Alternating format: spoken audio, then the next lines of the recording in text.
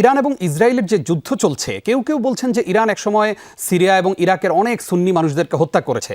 আর ইরানের আকিদার সাথে আমাদের ধর্মবিশ্বাসের একটা বিশাল তফাত রয়েছে। সেই কারণে আপনার কাছে আমাদের জানতে চাওয়া হলো, ইরান ইসরায়েল যুদ্ধে আমরা কাদেরকে সাপোর্ট করব? দেখুন, এই জাতীয় ইস্যুগুলোতে আসলে খুব কনক্রিটলি সব ক্ষেত্রে যোগ বিয়োগ করে আমরা কোন একটা পক্ষ পরিষ্কারভাবে নেওয়া সবসময় সম্ভব নয়। তবে এখানে একদিকে আমরা দেখতে পাচ্ছি অভিশপ্ত যুগ যুগ ধরে মুসলমানদের সবচেয়ে চিহ্নিত শত্রু কোরআনে যাদেরকে উল্লেখ করেছে তারা রয়েছে। আবার অপরদিকে যারা আছে তাদের সাথে আমাদের বিভিন্ন মতপার্থক্য থাকলেও এই মুহূর্তে তারা অন্তত জুলুমের শিকার সেটি বোঝার জন্য পণ্ডিত হওয়ার প্রয়োজন নেই।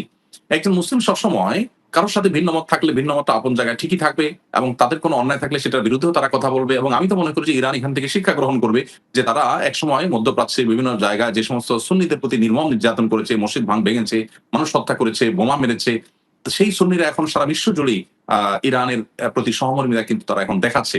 অতএব নিজের আহলে কেবলা, একই কেবলার অনুসারী মুসলিম ভাইকে আপনার এভাবে নির্মমতা করাটা নিজের জন্যই আত্মঘাতী, সেটা তাদের বোঝার আমার মনে হয় যথেষ্ট সুযোগ তৈরি হয়েছে। আর একজন মুসলিম সবসময় জুলুমের বিপক্ষে অবস্থান করবেন এবং জালেমের বিরুদ্ধে তিনি অবস্থান করবেন। মাজলুম যদি আমার সাথে ভিন্ন মত অবলম্বনকারী হয়, এমনকি মাজলুম যদি অমুসলিমও হয়, একজন মুসলিম তার প্রতি সিম্প্যাথি দেখাবেন এবং জালেমের বিরুদ্ধে সবসময় অবস্থান করবেন। এই কমন মূলনীতি আমরা অবলম্বন করতে পারি। তাছাড়া সূরা রুম আমাদেরকে যে নীতিমালা দিয়েছে সেটা অনুসরণ করে আমরা এখানে সিদ্ধান্ত গ্রহণ করতে পারি। ইনশাআল্লাহ। আমরা এবার জানতে চাই যে কেউ কেউ বলে থাকেন যে ৫৭টা মুসলিম দেশ, অথচ আজকে ইরান ইসরায়েলের কাছে এইভাবে ধরাশায়ী হচ্ছে। তো এই মুসলিম দেশগুলো কেন ঐক্যবদ্ধ হচ্ছে না, কেন ইরানের পাশে দাঁড়াচ্ছে না? কেউ কেউ কাগজে কলমে শুধু নিন্দা জানিয়েই ক্ষান্ত হচ্ছেন। এই যে আমাদের মধ্যে বিভেদের দেয়াল তৈরি হয়েছে, এই জায়গা থেকে আমাদের আসলে উত্তরণের সময়টা কবে তৈরি হবে? দেখুন, আলহামদুলিল্লাহ সাধারণ মানুষের মধ্যে ঐক্য প্রচেষ্টা, ঐক্য প্রয়াস এটা সবসময় দেখা যায়। প্রয়োজন হলো শুধুমাত্র শাসকবর্গ যারা আছে তারা সাধারণ মানুষকে যেন ধারণ করে সেটা, এবং সাধারণ মানুষের উচিত হলো তাদের যার শাসকদের কাছ থেকে এটা আদায় করে নেওয়া, তারা যেন জনগণের পালস বুঝে জনগণের চাহিদাকে তারা পূরণ করেন। আমরা নানা মুখরোচক নামে পৃথিবীতে শাসন চলতে দেখি, কিন্তু সেখানে জনগণের প্রকৃত ইচ্ছার প্রতিফলন খুব কমই ঘটতে দেখা যায়। পৃথিবীর বেশিরভাগ দেশে কিন্তু এটি হয়ে থাকে, যার কারণে নেতাদের ঐক্যবদ্ধ হতে আমরা খুব একটা দেখি না, যদিও অনুসারীরা বা সাধারণ মানুষের মধ্যে এই জিনিসটা আছে। তো ঐক্যের জন্য আমাদের প্রত্যেককে যার যার জায়গা থেকে কাজ করা দরকার। আমরা আন্তর্জাতিক পরিমণ্ডলের বাইরে নিজের দেশীয় পরিমণ্ডলের কথা বলতে পারি। এখানেও কি আমরা আসলে ঐক্যবদ্ধ হতে পেরেছি? আন্তর্জাতিক পরিমণ্ডল তো অনেক পরের কথা, দুঃখজনক হলো সেটাও তো পারিনি।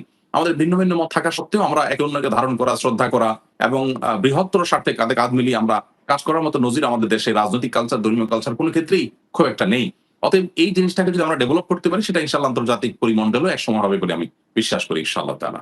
ইনশাআল্লাহ। সংক্ষেপে একদম জানবো যে আত্মরক্ষার ব্যাপারে ইসলাম কি বলে, একেবারেই সংক্ষেপে জানতে চাই। একজন মুসলিম তিনি আত্মরক্ষার জন্য সর্বাত্মক চেষ্টা করবেন। আল্লাহ তাআলা বলেছেন, ওয়াইদুল লাহুম মাসতাতা'তুম মিন কুওয়াহ, তোমরা তোমাদের শক্তি সামর্থ্য সংগ্রহ করে সঞ্চয় করে প্রস্তুতি গ্রহণ করো। অতএব আত্মরক্ষা করাটা জরুরি বিষয়। কোনো কোনো ক্ষেত্রে এটি ফরজে আইনের পর্যায়ে চলে যায়।